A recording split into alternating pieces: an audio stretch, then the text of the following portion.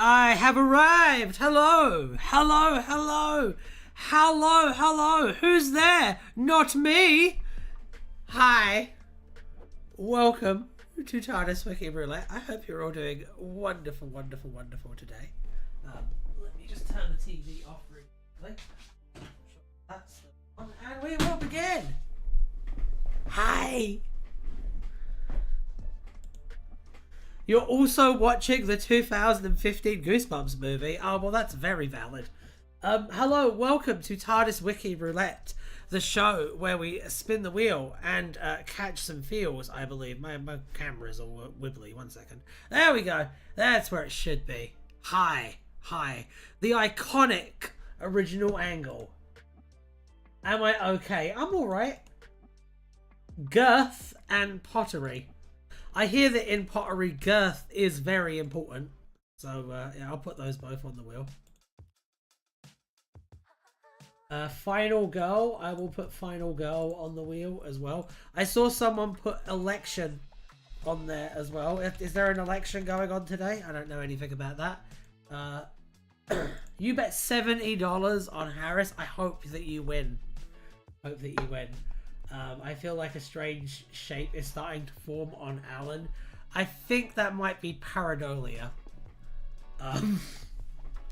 So yeah, other than the election, how's everyone been doing? I did my first stream on Twitch today, and yesterday. Sorry. Why is it asking me to cast? I don't want to cast. Well, anyway, yeah, I did my first stream on Twitch yesterday, playing some Baldur's Gate 3. It is twitch.com/wildmagic. Wild with an E, magic with a K.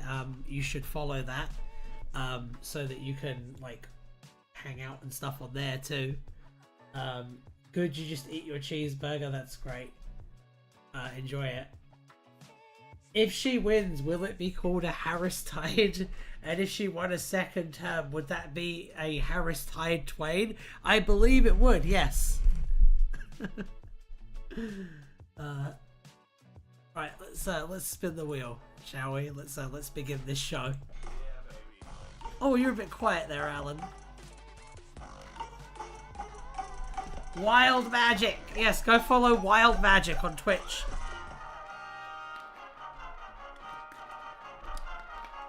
Loch Ness Monster. I don't have a streaming schedule as of yet. It's going to have to fit around these, obviously. I might do it after these. We'll see how that goes. Which would also mean setting up an actual hard time for how long this show goes on for. Can you imagine such a thing? Anyway, let's look up the Loch Ness Monster on Tardis Wiki Roulette. Let's do that.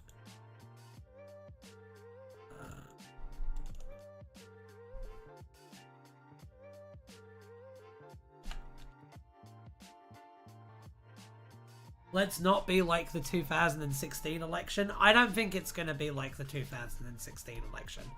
I think we're like, I think we're like safe there. Because like the 2016 election, no one actually was excited to vote for Hillary Clinton. We just felt like we had to. And a lot of people were excited to vote for Kamala Harris. I'm not necessarily one of them, but a lot of people are excited to vote for Kamala Harris. So, I don't know, it feels like a slightly different energy this time. Plus, I mean, the Roe v. Wade thing, like, meant that there were, like, real material stakes for a good proportion of the population that wasn't there before. So, I mean, there's lots of factors to look into. It could be, but early results are looking okay. Nahwin, I know that you know a lot about this stuff, so if you want to give updates while we're spinning the wheel, please feel free. Loch Ness Monster. The Loch Ness Monster, always known as Nessie, was a mysterious animal claimed to inhabit Loch Ness, a lake in Scotland. The plesiosaur-like Loch Ness Monster, once glimpsed by the Fourth Doctor. Quite sinister. The Fourth Doctor once briefly encountered what appeared to be the Loch Ness Monster while strolling the shores of Loch Ness. The creature he saw had a long, thin neck which protruded 8 or 10 feet from the surface of the loch and resembled a plesiosaur. It was about 30 foot long and had 4 flippers. It briefly regarded the Doctor before disappearing again, leaving no evidence that it had been there. The Doctor began to wonder if the encounter had really occurred or if he had hallucinated it. Turnout is really high. That's what I seem to be seeing. Is that the turnout is a lot higher. Trying to look at results before polls is like trying to figure out what subatomic particles are like from bubble chambers. You can do it, but it's very difficult. Yeah, but like do it though. Do it now, Win. Plesiosaur. I will put plesiosaur in the wheel as well. I would do that.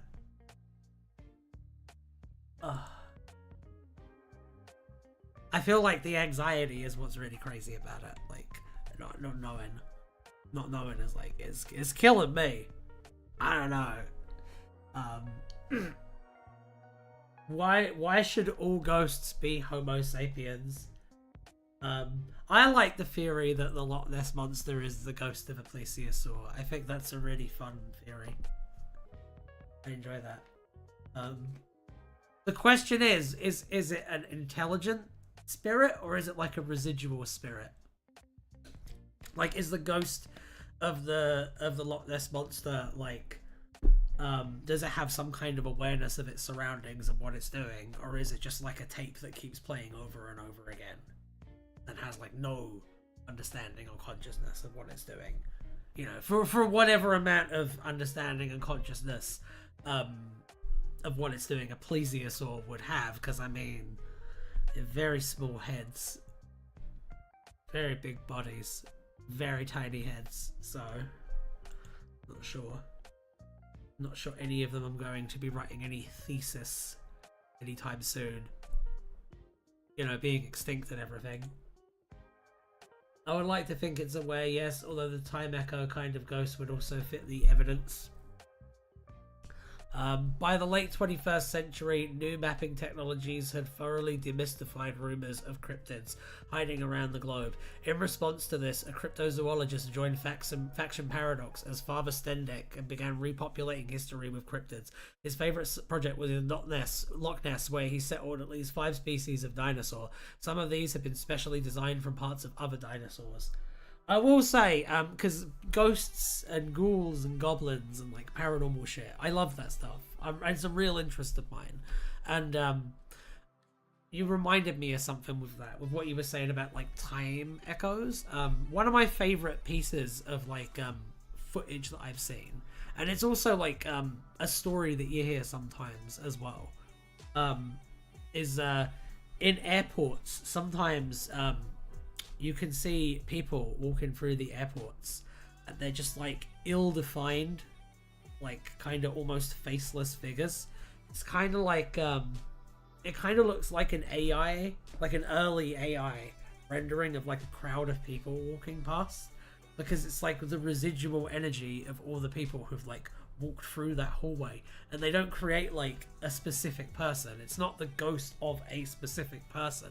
It's just all of the of what's left behind when people walk through that space, and because so many people have walked through that space, because it's a fucking airport, leaves behind just like this like mass kind of spectral phenomenon. I think that's really interesting. No one else probably thinks that's really interesting, but I mean, I don't care. Let's keep reading. By the late 21st century, new mapping technologies have thoroughly demystified rumours of cryptids hiding around the globe. In response to this, a cryptozoologist joined Faction Paradox as Father Stendek and began repopulating history with cryptids. His favourite project was in Loch Ness, where he had settled at least 5 species of dinosaur. Some of these he had specially designed from parts of other dinosaurs. I knew there was going to be some Faction Paradox here somewhere. Well, this is gay. Second Doctor, the Macra Terror. The Duke of Forgil collected books on the monster that went back centuries. Some of them were written in medieval Latin. The Library of St. John the Beheaded had a number of manuscripts describing the monster's habits and physiognomy. Ace compared the sea creature she encountered on Kirith to the Loch Ness Monster. Archie, the head of Torchwood 2, accidentally sent an email containing a picture of the monster to the Glasgow Herald. That's funny. The Ninth Doctor scribbled, "Nessie was here," in a copy of Margaret Thatcher's biography in the York Central Library. Sarah Jane Smith, who had encountered the Scaracin, mentioned to Rose Tyler that she met the Loch Ness Monster in a bid to win the bragging contest between the two of them. The 10th Doctor once told Martha Jones that there were 2 Loch Ness Monsters, claiming one was a big cyborg, presumably referencing the Scaracin, and the other was a mutated DNA experiment between a very silly man and an innocent snake, presumably referencing the Borad, but did not believe either 8 people. In a parallel universe, Clyde Finch documented supposed evidence of the Loch Ness Monster, along with UFOs and paranormal encounters, instead of investigating the Doctor as his counterpart did in N-Space. Into the Unknown was a blog started by Sam Ferrian to explore mysterious phenomena, including the Loch Ness Monster. Borad?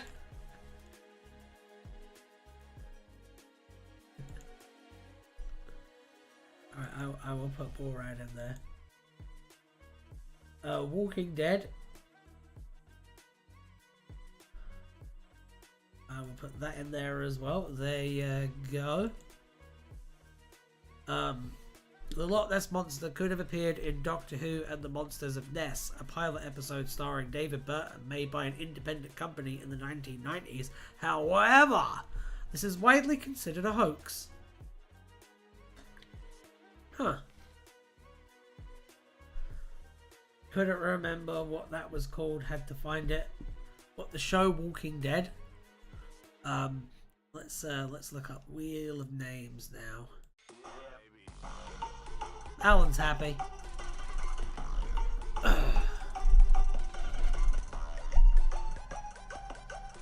It's not The Walking Dead. Oh yeah, Christopher Lee! Christopher Lee!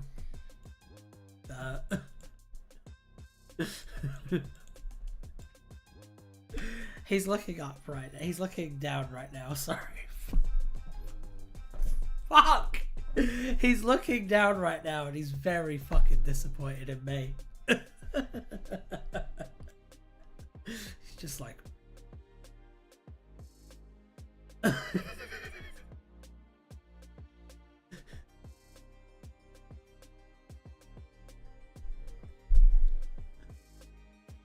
Oh god.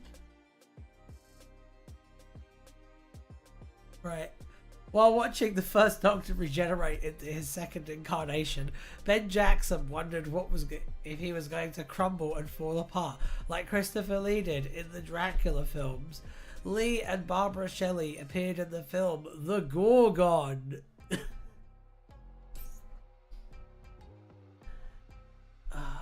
Lee and Barbara Shelley appeared in the film The Gorgon. Why did I read that twice? This is Christopher Lee. That moment like crushed me. I don't know. I don't know what it is. You can't see the wiki. Oh my god. I'm having the worst day today. Fucking hell. It's just this whole day. I've been like this. Sorry guys, I shouldn't be making it your problem though. Joe Grant expected Grigori Rasputin to look like a suave and demonic Christopher Lee. She was surprised to see that he looked completely different. What do you mean completely different? Where's the description, cowards? It happens every time. I'm sorry. Is it still showing the wheel? It shouldn't be showing the wheel. If it's showing the wheel... No, it's not showing the wheel. Not according to this, anyway. I think we're fine. Rahizia and Raymond were acquainted with Lee and mocked Ace's assumptions about vampires, many of which were based on Lee's portrayal of Count Dracula on film. Christopher Lee often appeared alongside Peter Cushing in Hammer horror films, and in this capacity played Dracula, Frankenstein's monster, against Cushing's Van Helsing and Frankenstein, in his role in the aforementioned 1964 film The Gorgon. He also starred alongside Peter Cushing. He was also portrayed at various points both Sherlock and Mycroft Holmes, and played Count Dooku in the Star Wars prequels and Saruman in Lord of the Rings and The Hobbit. Lee was one of the actors considered for the parts of Barusa and the Master in a television movie project that eventually became Doctor Who. Imagine if they got Christopher Lee to play the Master in the fucking Paul McGann movie. That would have been incredible. Why does everyone keep insisting that Barusa is like an important character in adaptations? It's really weird.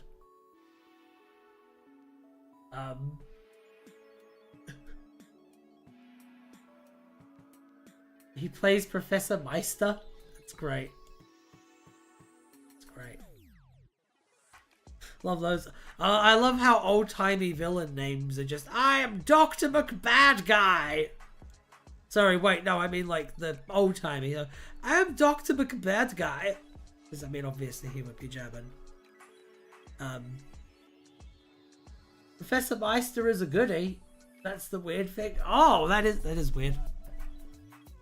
That is weird. Subverting expectations every time, right? Cushing's the villain. Oh no. Wikipedia. I will put Wikipedia in here, yes. Wikipedia. There you go. Okie dokie. You ready? You're ready.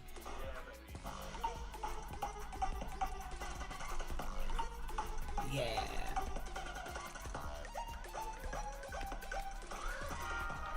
Nessa Jenkins. Let's find out who Nessa Jenkins is.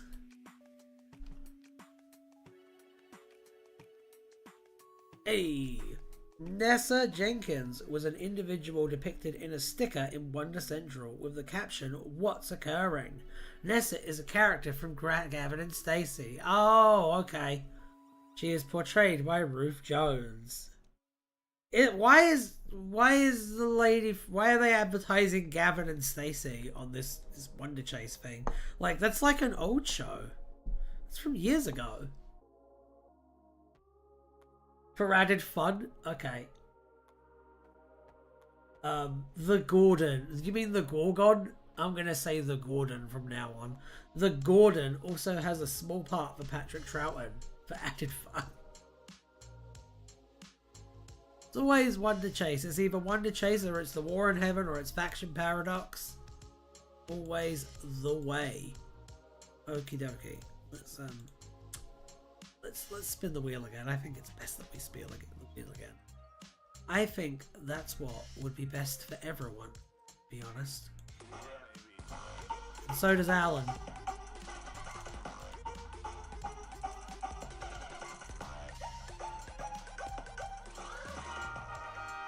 The series is still going? Gavin and Stacey is still going? I don't believe that. Gavin and Stacey isn't real and can't hurt you. Yes, it can, and it will. I'm looking it up. I'm looking up Gavin and Stacey now. You did this. I hope you know that. We are now the Gavin and Stacey Wiki Roulette.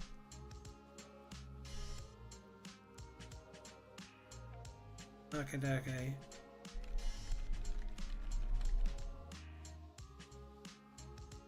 Huh. Did they like bring it back? Is that what happened? Or does it have like 50 seasons? Like what's it says there's 22 episodes. So did season 3 come out in like 2024?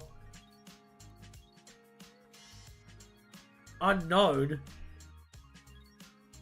A special Christmas. No, they made like a finale reunion thing like this year. It's an old show. It's an old show. Okay, that explains why they were promoting it though. So there we go. We have learned now. We've learned the all-important Gavin and Stacey lore. Let's look up the world game. What's the world game again? Let's find out. They iCarlied it. I don't know what that means. Oh, this. Okay. I don't know what that means. World Game was the 72nd novel in the BBC Past Doctor Adventure series. It was written by Terence Dix, released 6th of October 2005, and featured in the Second Doctor and Serena.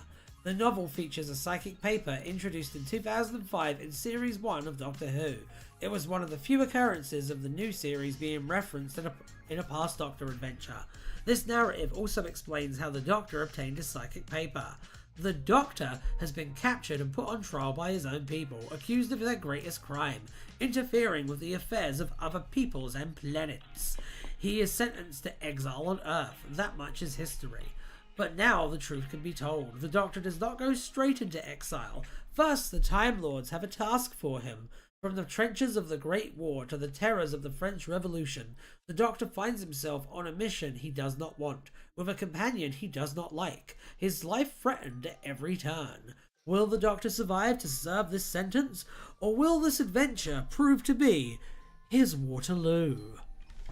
They should pay me to do the intro, the things for these. Pay me, Doctor Who. Give me money. Following the passing of the Gallifreyan Freedom of Information Act, the true story of the Doctor's exile. So is Gallifrey just America? Is that just how it works? That's the best that the Doctor Who writers can do. Following the passing of the Gallifreyan Freedom of Information Act, the true story of the Doctor's exile is to be released. The following is an excerpt from the genuine summary of the Doctor. The Doctor's trial was near its end. He was accused of breaking 2 Gallifreyan laws. First, stealing a TARDIS. Second, breaking the law of non-interference. The Doctor stated that he was proud of his interference, as he had stopped many foes. The Time Lords understood his plea, but found his interference too great a crime, and sentenced him to death.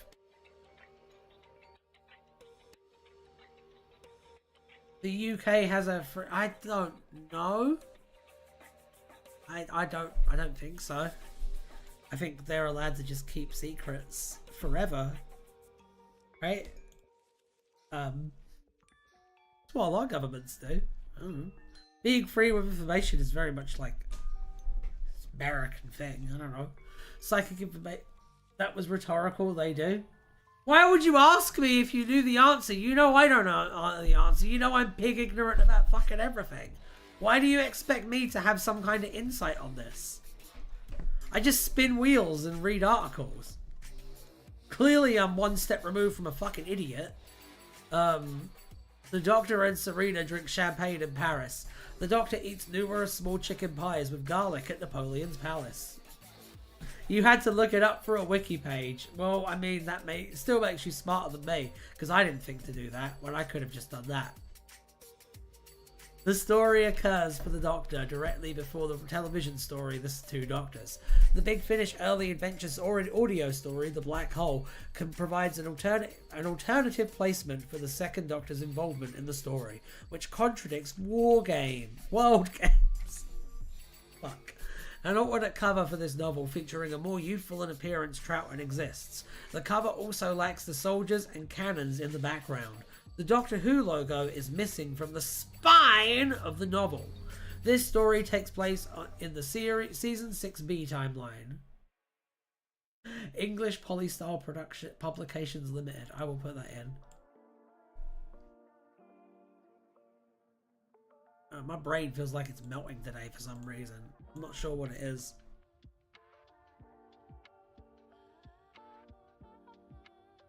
You forgot the stream was today? That's okay. It's still kind of early. And I mean, it's going kind of, I don't know. Psychic paper was introduced in the 2005 season of the revived Doctor Who as a device used by the Ninth Doctor, as the Past Doctor Adventures line was discontinued soon after. This is the only time that an original novel featuring a classic series Doctor has made direct reference to a concept introduced in the TV series revival. Oh, that's interesting. The story posits that psychic paper is a Time Lord invention and that the Doctor first started using it as far back as his second incarnation. Neither has ever been seen on television. Psychic paper first appeared in the television story The End of the World. First time the Doctor uses his psychic paper. The story features the second significant encounter between the second Doctor and Horatio Nelson. However, the Doctor meets him at a much earlier point in his second incarnation's life, but at a later point in Nelson's life. At no point does the Doctor mention having met Nelson in the company of Ben Jackson and Polly Wright, as he did in the short story HMS TARDIS. The opening prelude to it is an almost word-for-word copy of Chapter 1 of Doctor Who and the Auton Invasion, except that the Doctor is sentenced to death instead of exile. Throughout this story, the Doctor uses a completely different TARDIS than normal. Although it is introduced to him in the shape of a police box as the Celestial Intervention Agency thought it would make the Doctor more comfortable, it is a Type 97 with a working chameleon circuit. He doesn't get to keep the Type 97 at the end of the story, but instead is returned to his own TARDIS afterwards, albeit one that's had a complete overhaul. The overhaul is meant to retcon the fact that the second Doctor's TARDIS and the two Doctors seems radically different to versions of the set that existed in the late 1960s. Well, that's nice. Time Lords give the Doctor a time ring. The Fourth Doctor would use the ring again on his mission to Skaro. At the end of the novel, the Time Lords sent the Doctor on a mission to Space Station Camera. Space Station Camera? That's what it's called. God, the two Doctors is terrible. I completely forgot that. The Doctor mentions his recent encounter with his 8th incarnation. The 3rd Doctor and 5th Doctor would later describe Lord Nelson as a close personal friend, whereas the 4th Doctor claimed to have had breakfast with him the day before the Battle of Trafalgar. Later in his personal timeline, the 6th Doctor would once again be present at the Battle of Waterloo on 18th of June 1815. The 8th Doctor's companion Charlotte Pollard would later befriend the elderly Duke of Wellington in 1851. The Doctor says an encounter with a vampire is one of the few things that can make a Time Lord afraid. What does that have to do with any of this? Oh, it's just a reference to State of Decay? Okay. I'm gonna go. This one's a very disappointing page. Next one. We'll see what we come up with next time. I have to leave.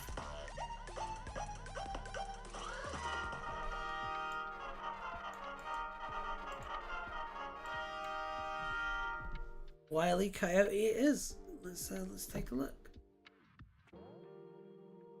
Wile E. Coyote. Continuity sections are meant to be out of universe now rather than the unclear mess they were sometimes. Thank you for clearing that up. There we go. Angie Kapoor once compared Sabbath Day to Wile E. Coyote, but struggled with who to compare herself and Fitz rejecting Bugs and Daffy, since although Bugs was all right, Daffy wasn't. While in what the 5th Doctor suggested was a subdimensional fissure, when he and Hans Christian Andersen were over the Faroe Islands, the nanometer left them quicker than the Doctor had hoped, with him telling Hans to brace himself, as they were going to have a Wile E. Coyote moment. Hans expressed confusion over this term shortly before they both fell to the ground. Wile E. Coyote is a character from Looney Tunes. That's kind of cute. I like that. I like the Wile E. Coyote moment thing. Fun. Oh no, the 15th Doctor is falling off the cliff. Oh man, that's a lot. I will add all of those to the thing though.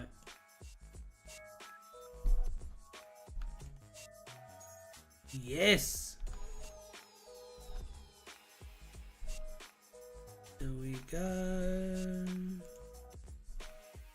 Cyberman Ident Interruption TV story. Wikipedia. There we go. We're good now.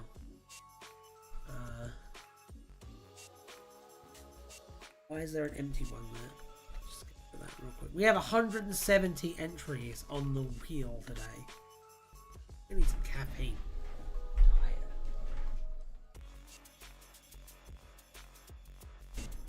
Yeah, maybe that will sort me out.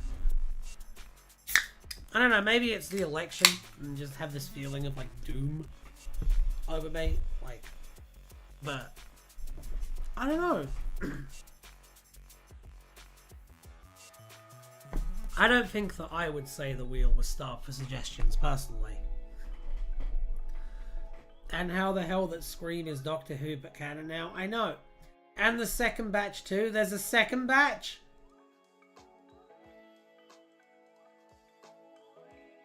I see that one too. There are so many. Epic Looney Tunes moment. I don't see, I only see one set. I'm sorry. Sorry to disappoint and or confuse you there, but I only see one batch there. Why resending? I was joking about it being starved. It is the opposite. It is indeed the opposite. Yes, that is true. Why is it not going through? I don't know. I don't know. Is one of them a bad word? Is that why? Precambrian? Is that the one? Is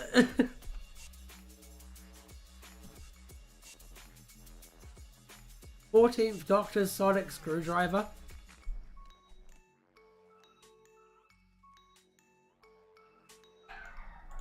Okay, I think we've got a bunch now. 173. Let's did we spin it before?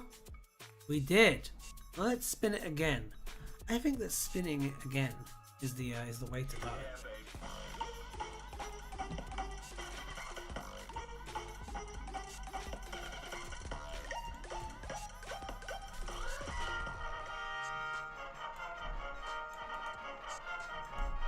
Fighting for humankind. I will add April Walker back in real quick. Sounds like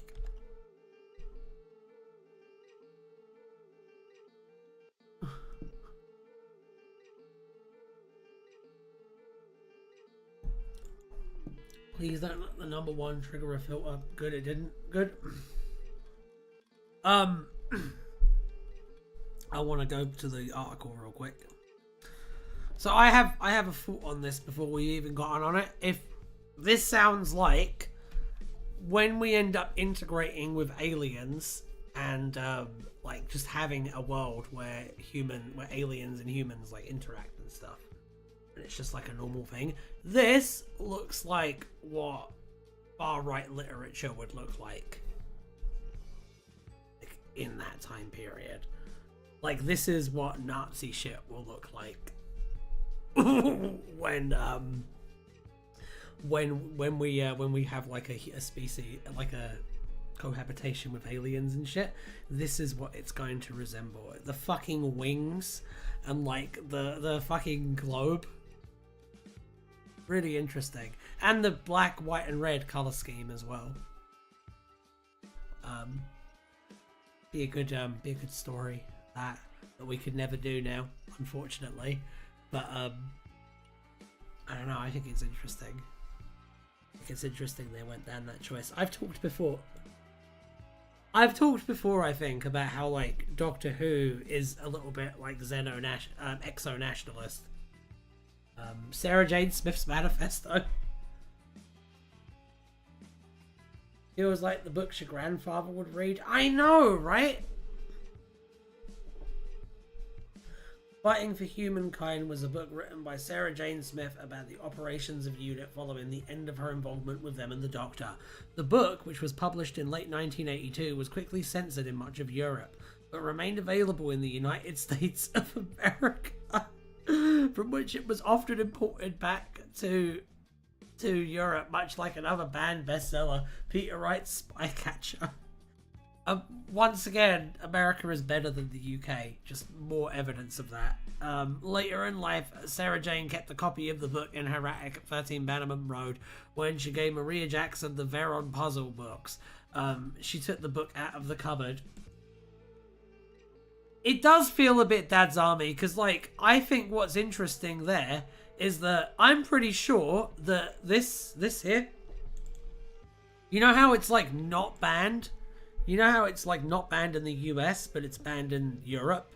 And how, like, people are importing it from the US to Europe, like, illegally and stuff? So I'm trying to formulate this in my mind. I feel like you're supposed to be like, oh, stupid bloody Americans. Some things should be kept secret. Don't they know that? Whoa. I feel like you're supposed to be like that, and it's very bizarre to me. I don't know. It's very strange. It's that kind of... Doctor Who is very progressive, except for when it comes to English nationalism.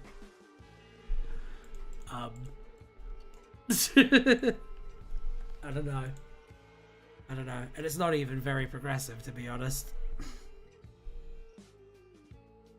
I personally think if the show stopped catering to nostalgia, something like a paranormal investigative group like Probe would be a better fit. That feels like something the Doctor would be a part of. Does Unit hates America? I'm not saying that Unit hates America.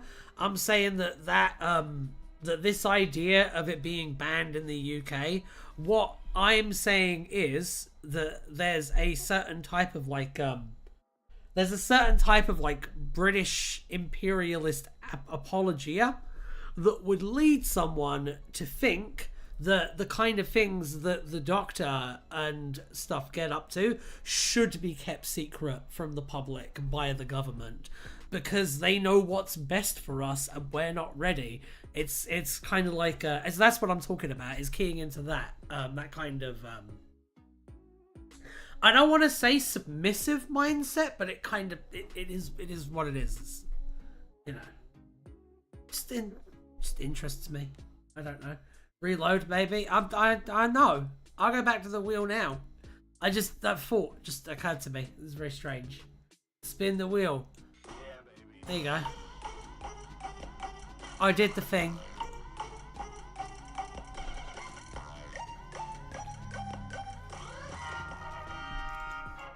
Arms!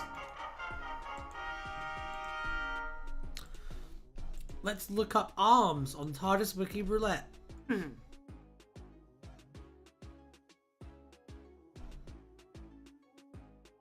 The Papelwick Arms was a pub frequented by the Lady Ada Lovelace in 1852.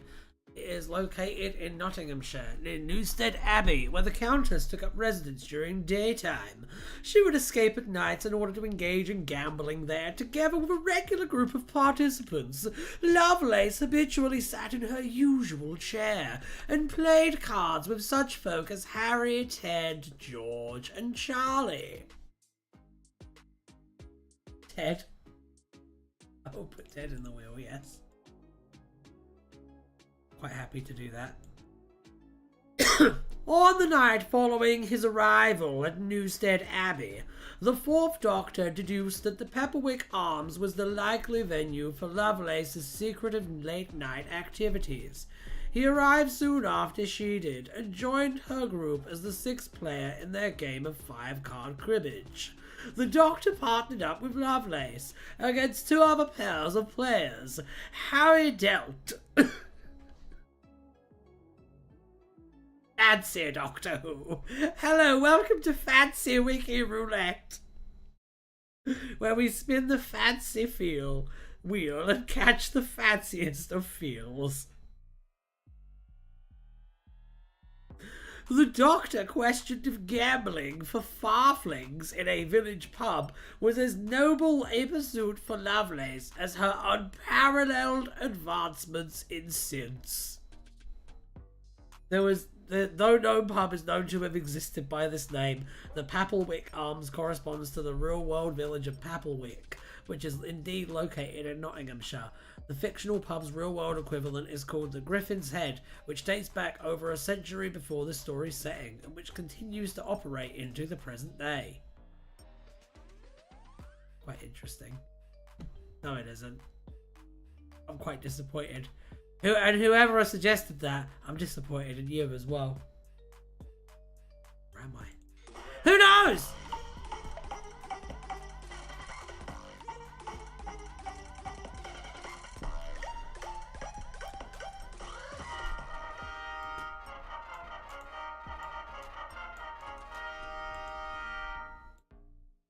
Pottery. You want me to put penny farthing in? I will put penny farthing in. Yes!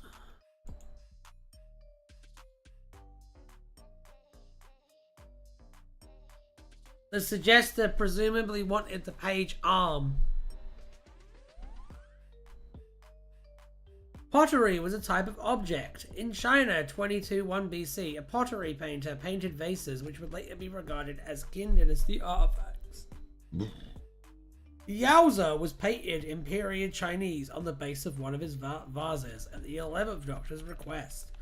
There was numerous items of pottery on the Elysium before her crash in 17th July 1888. One such item was a tobacco pot, a photograph of which was displayed on the website of the Northwest Historical Society. By 1938, the vase with Yowza painted onto it was in private possession of New York City art collector Julius Grail. In the 1970s, the Sixth Doctor wanted to learn pottery.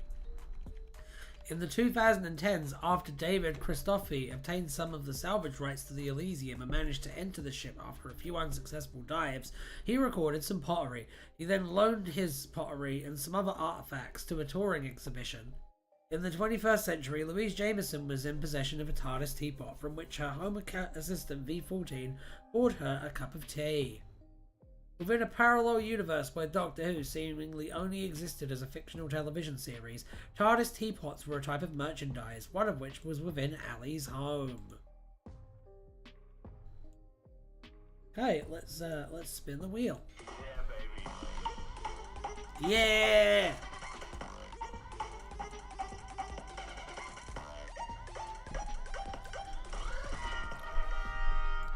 Gallifreyan translator. Video game? What's a video game? I don't know. By the way, follow me on Twitch. Wild Magic.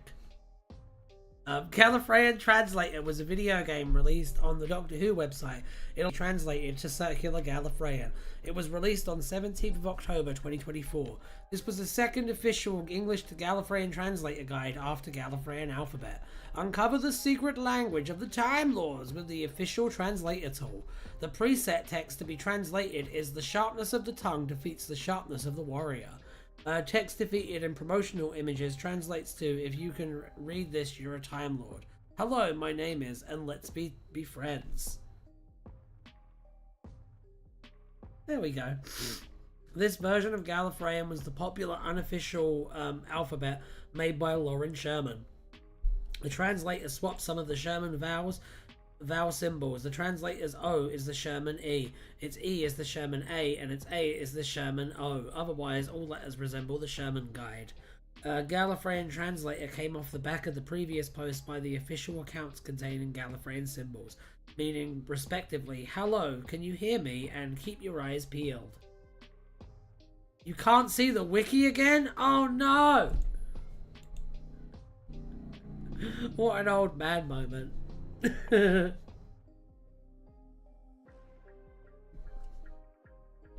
There has been an update to this situation. To what you mean, the text thing? Yeah, because I changed it back.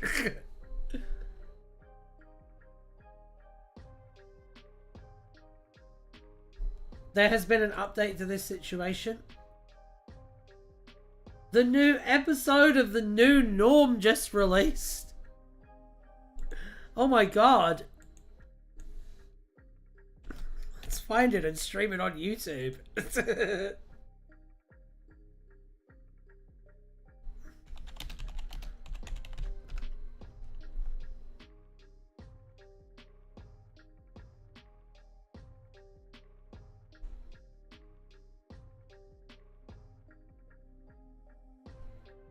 I can't find it anywhere, guys. Where is it?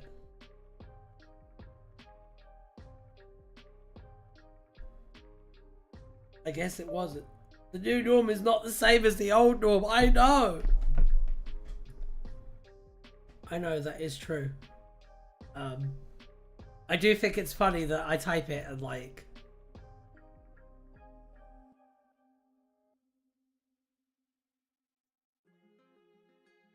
Oh, I see. It's so people subscribe to it. It's a grift. That's cool. I love grifts, don't you? Okay, back to the back to the actual show. That's the most excited anyone's ever been for the new norm, I think. Let's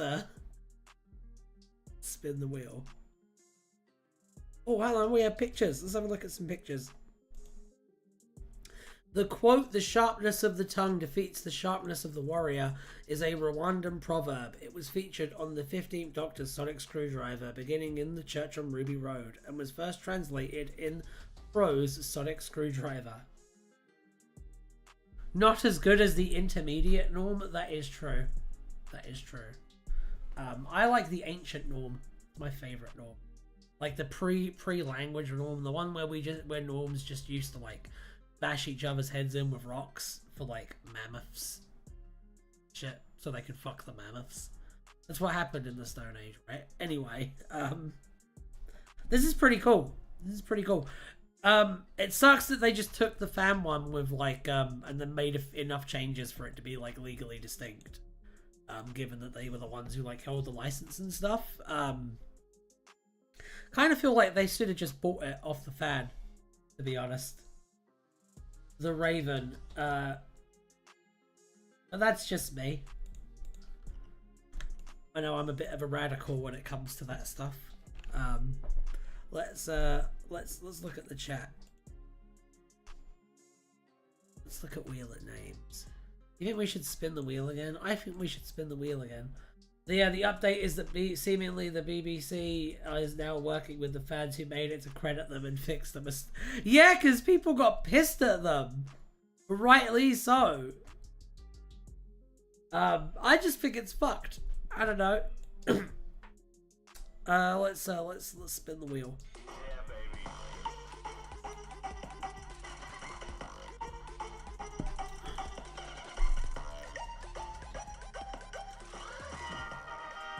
Oh.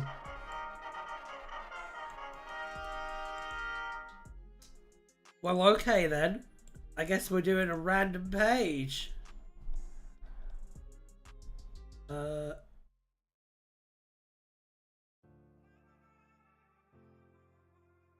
I did not realize that you guys had like a donation thing, by the way.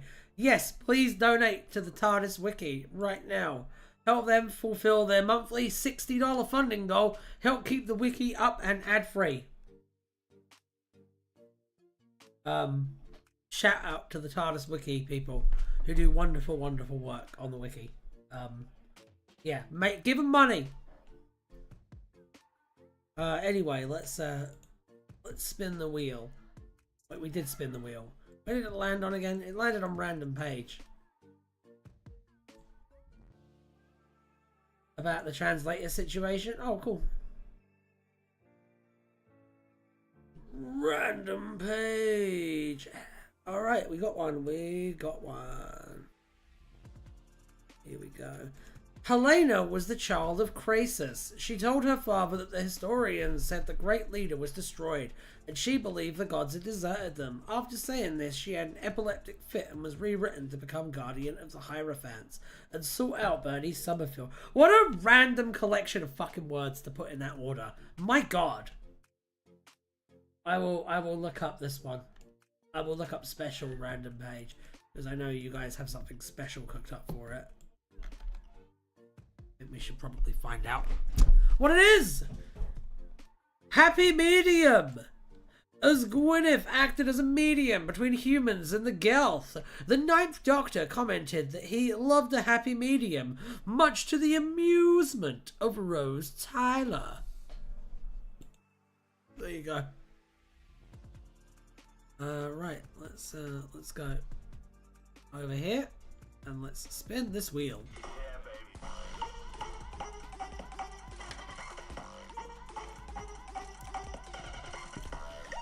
Yeah. Time streams.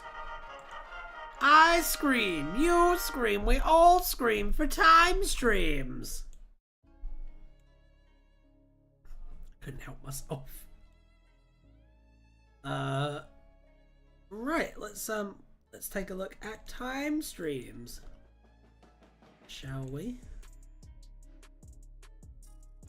Oh, it's a video game. Doctor Who Time Streams, simply titled Doctor Who, is a 2016 pinball table DLC developed for the pinball video game The Pinball Arcade. It is an adaptation of the 1992 pinball machine Doctor Who Pinball Time Streams. It featured the same original cast.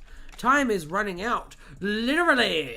The Master is back, and this time he will not fail. He has recruited Davros and what is left of his desperate Daleks, since being beaten by the Mavellans. This group of Daleks have nothing to lose, and both have one enemy in common: the Doctor. The Master has found an ancient Gallifrey laboratory equipped with an everlasting self-regenerating time expander. This time expander can take any part of time and space, stretch it, then allow all the other time and space events to interact with this new time stream.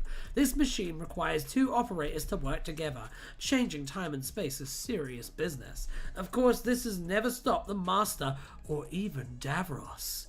The problem of finding all 7 Doctors and expanding their time streams is easily solved in one word: Urt. This is the Doctor's favourite planet. All of his regenerations, past, present, and even future, have or will arrive upon Urt. All that has to be done is to expand Urt's time and push all the Doctors into the final core of the Urt's sun. At game start, you can experience the time expansion of Urt by observing the continental drift back to the past, over 300 million years ago. But everything has not gone as planned. All of the Doctors aware of time being expanded have escaped. However, not everyone is safe. Oh my god, there's more. The first Doctor has escaped to a planet and is being bombarded by the Master's borrowed and enhanced Roni sphere. Did he borrow them from the Rani and then rename them Roni sphere? That's pretty good. That's such a petty thing to do, and I'm 100% here for it. Like, it's a very Master thing to do. Okay, the second Doctor is lost in a landmine of black holes in space and is trying to dodge destruction. The black holes are rumored to power the time expander. The third Doctor is trapped in the Whovian. Wait, so like the first Doctor is being attacked by the Master who's pirated these things. And the second Doctor is like lost in a fucking landmine. I think they mean minefield. I don't think they mean landmine. I think they mean a minefield of black holes. And then the third Doctor is just trapped in his fucking car. Unbelievable. The fourth Doctor is stranded somewhere to repair his TARDIS from old unreliable force field projectors. I really feel like they're starting to run out of ideas fast for pinball scenarios.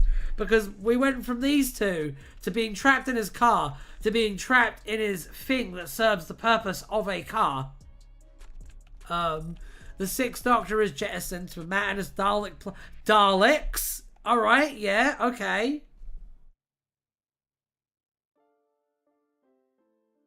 Top 69 messed up. Last but not least, the Seventh Doctor is much more fortunate. He escaped unharmed and has found the time expander. Now the challenge is to restore Earth's time to normal, confront the Master and his traps, the Daleks, and of course Davros, the creator of the Daleks. When it is time for the ultimate battle with Davros, all the Doctors will be reunited, combining their unique knowledge and experience to defeat Davros and the Daleks, and not the Master. We forgot about him. The basic concept is that the Doctor's first 6 incarnations have become trapped in some way, and it is up to the 7th Doctor and Ace to rescue them and defeat Davros. The player decides before beginning a round of play which of the 7th Doctors they want to rescue, then attempt to make shots to the particular... Is there drinking involved? Okay, I'm suddenly down for this. To make shots to the particular area of the playing field associated with the incarnation. When the player does what is required to rescue that Doctor, they must shoot into a particular area for a video mode, in which the Doctor must outrun a pursuing Dalek by jumping over obstacles, one flipper button for each small obstacle, both for long obstacles, and get to his TARDIS. Jumping into the ship also awards a pint bonus. Following 3 rounds of the video game, the player gets a particular performance enhancement, such as extra balls. Oh my god! Wait, was this whole thing just so that you could get me to that joke?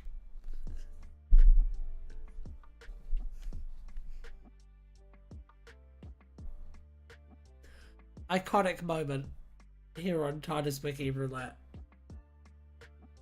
Or faster point accumulation for certain shots. The 3rd Doctor has extra balls to enhance his performance. That is canon now, yes.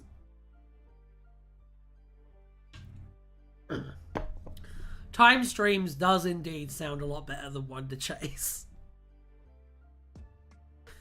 Cast Sylvester. Oh, Sylvester, you didn't have to do this, buddy. Oh. Okay, let's spin the wheel. Fuck, man. That's depressing.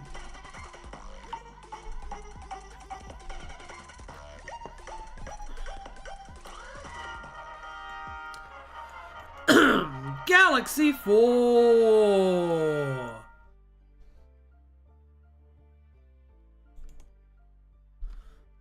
Okay.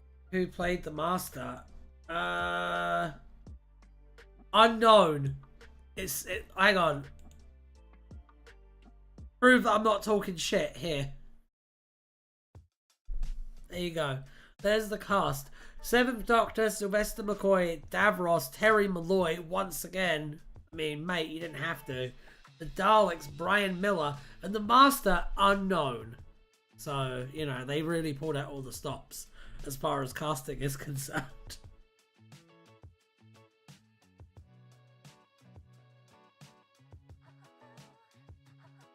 Alright, let's spin the wheel a couple more times.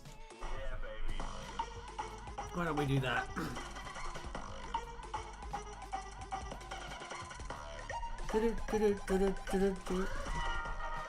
Touch!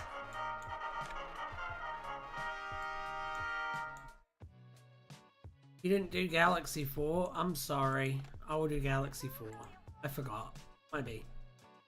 Might be entirely. The 4th galaxy, also referred to as Galaxy 4, or the 4th universe, was one of 7 galaxies that allied themselves with the Daleks. It also contained the home planet of the Suffering and the planet Drava, home to the Dravins. The Semestran interlude were natives of Galaxy 4. The 1st Doctor once claimed that Kinnis was located in the 4th universe. Most accounts agree that he was referring to by another name, the 4th galaxy, although one actually claimed that Kinnis was located in a parallel universe, distinct from the Doctor and Susan's home universe, the 3rd universe. The Devil Goblins from Neptune was the first source to explicitly equate the terms of Fourth Galaxy and Galaxy 4.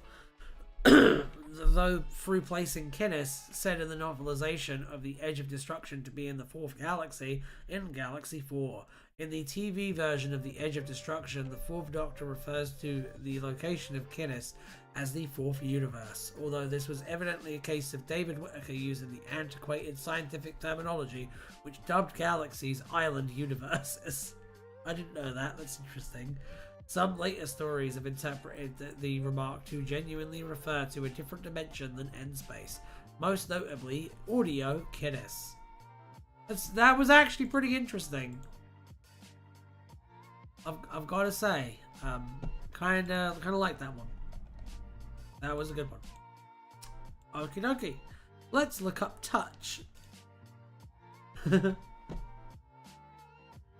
Third universe term. Ah, now we're cooking with gas.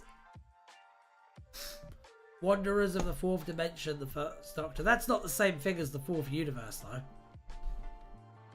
Like, the Fourth Dimension is just like the plane of existence that we exist in. The Fourth Universe would be a completely different thing. You fuck!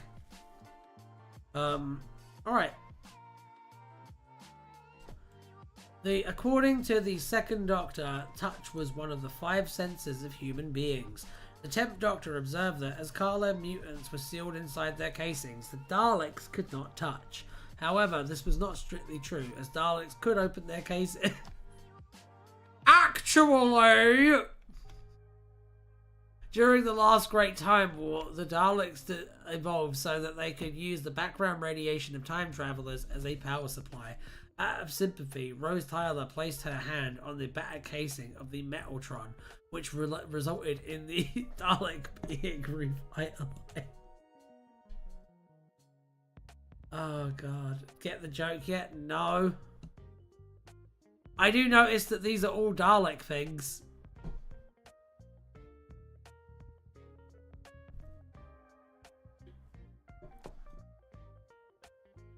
Yes, Xavier, that is a very good explanation that I will now read aloud.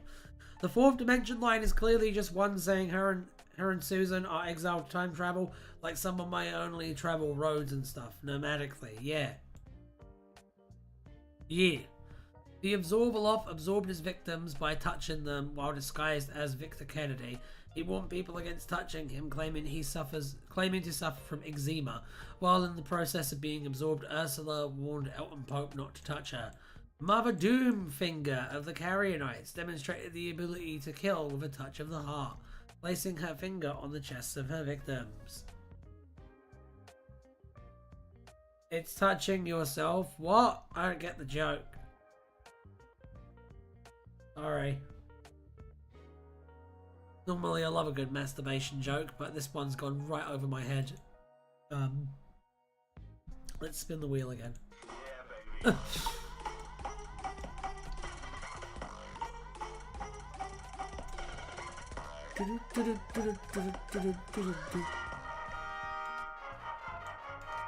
Horror! Let's take a look at horror then. They're saying that's why they suggested the page. I see. I see. Now I understand. Horror was an emotion. That's not true. Horror isn't an emotion. It's a promise.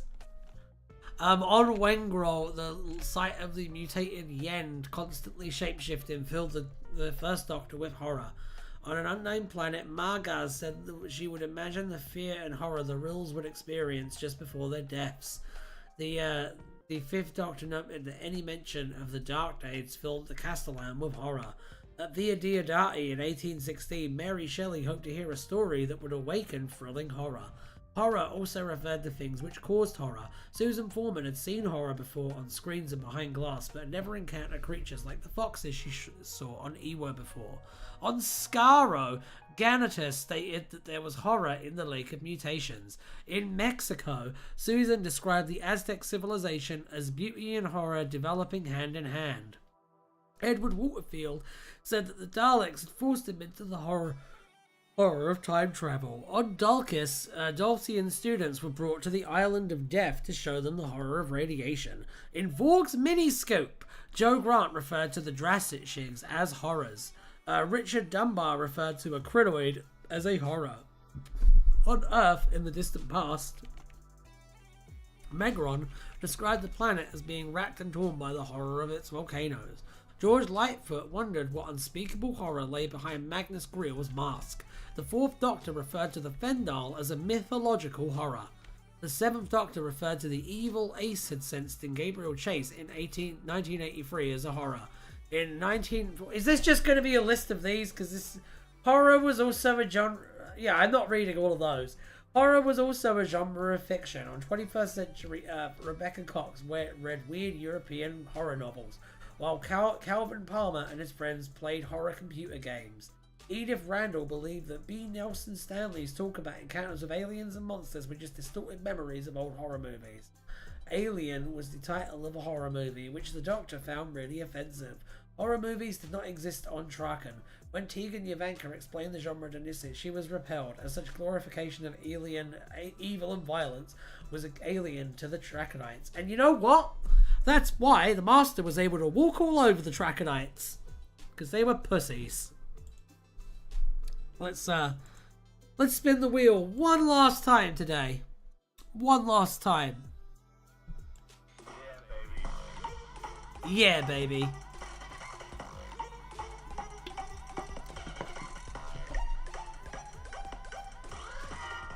Wokeness!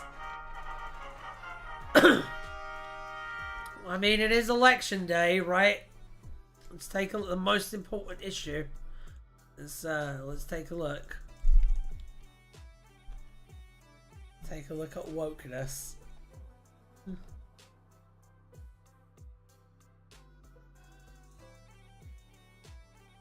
They're saying that's why they suggested the page. I know that people touch themselves to this show. Okay? Epic the new norm moment. Is that what you're gonna say whenever I act like an old man now? Is just oh! They're eating the dogs. A group of Daleks once refused to appear in the new series to fight the 15th Doctor, a gay black man, as they were afraid of getting cancelled by a woke mob, much to the Doctor's confusion, with the Daleks worrying about what would be said on Twitter and noting that they could end up on Lawrence Fox's podcast. I feel like going on Lawrence Fox's podcast is a choice though, right? Like, Lawrence Fox doesn't have the right to force you to go on his podcast. The Cybermen had apparently given up when the Doctor became a woman, worrying that they'd be labelled as misogynists for fighting a woman, with the Daleks claiming that the Cybermen had once been called cyber-mansplainers. The Doctor would only agree to exterminate the Doctor if he guaranteed that nobody would know. None of these jokes are fucking funny, man. None of these jokes are fucking hitting it for me. I will put Lawrence Fox in the wheel, but we are done for today, I think. And I'll just look up Lawrence Fox. Go on.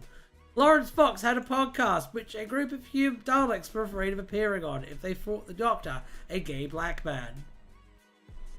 I did not know that Lawrence Fox used to be married to Billie Piper. Oh my god. This is just awful, right? It's like real bottom of the barrel fucking humor. Really embarrassing. Really, really, really fucking embarrassing. Whoever wrote that should honestly be like ashamed of themselves. And not because it's offensive, but just because it's shite. Because it's not fucking good. It's funny to know that Billie Piper often dunks on Fox on Twitter. That is funny. Dead Riggers? I will put Dead Riggers in.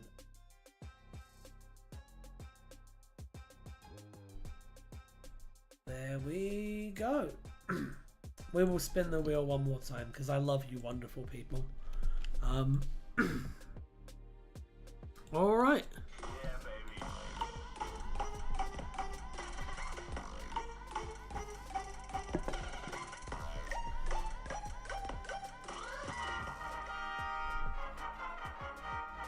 Let's look it up. Incredible. Incredible.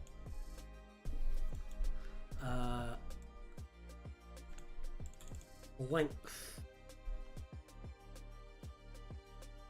Could have sworn we did this. We're doing it again. Length of what? Whoa, well. Pab was a measurement of length, defined by the Emperor Jake as the distance from his nose to his fingertip.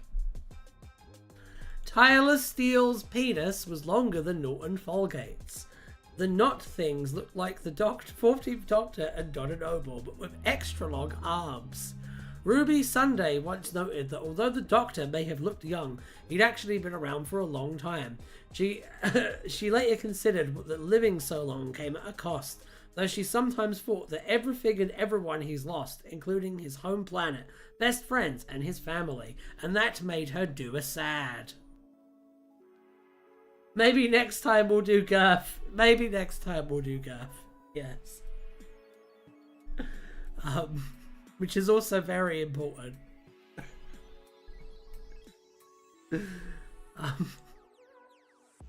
Right, let's spin this up.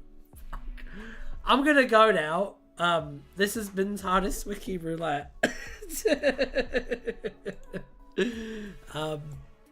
Incredible. I didn't think we could top wokeness, but somehow we managed it. I think that we should go now, though. Make sure to like and subscribe. Make sure to join the Discord. Follow me on Twitch on my new thing, where I'm going to be doing all kinds of fun stuff. And I will see you again on Thursday for another one of these. And maybe we'll know what the results of the Schmishmection were. Maybe not. We'll find out. Bye.